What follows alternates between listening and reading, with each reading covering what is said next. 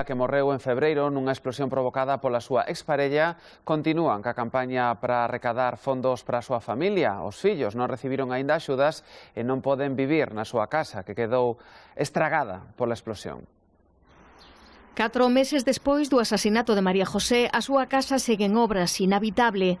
Os amigos da muller iniciaron en marzo unha campaña co fin de recadar fondos para arranxar a vivenda, que quedou desfeita pola explosión provocada pola súa exparella.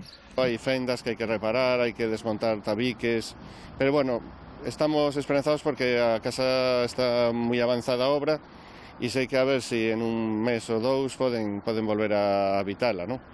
Conseguen cartos a través de actos como o que organizaron para o próximo venres, un concerto solidario e reivindicativo.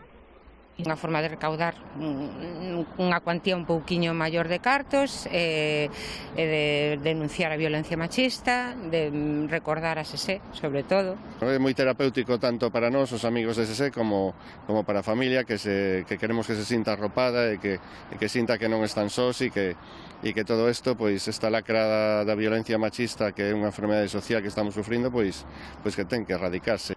Os grupos actuarán de balde no concerto, pero que aínda quedan entradas á venda.